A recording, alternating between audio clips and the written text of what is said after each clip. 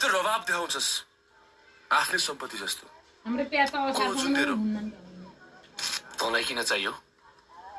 अनि यत्रो महाभारत कसको लागि नाम नबिगार भन्दै छु हेर्छौ पर्खिनु एकछिन के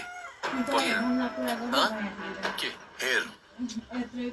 सुन मलाई पनि मनपर्छ र मलाई मन परेको चिज म जसरी पनि हासिल गर्छु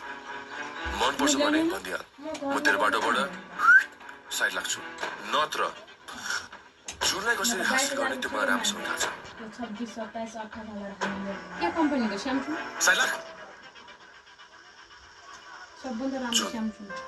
प्लिज नो नो एलजी मलाई जवाब दियो तिमी मलाई मन पराउँछ मन पर्दैन भनेर महँगो भयो त्यो महँगो हुन्छ ग्यारेन्टी पनि महँगो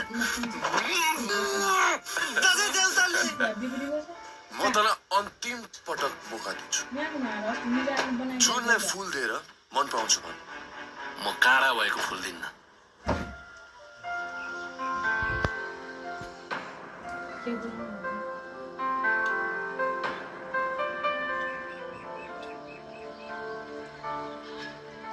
एउटा कुरा के ख्याल राख्ने जुन म कसैको पनि हुन दिन्न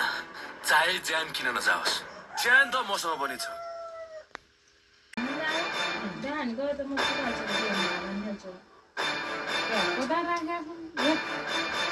को हो जुन तेरो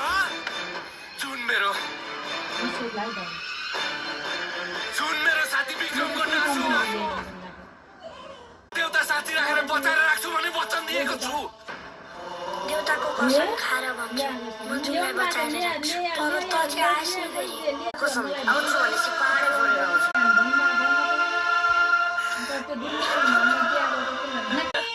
सुन्नलाई आश राखेर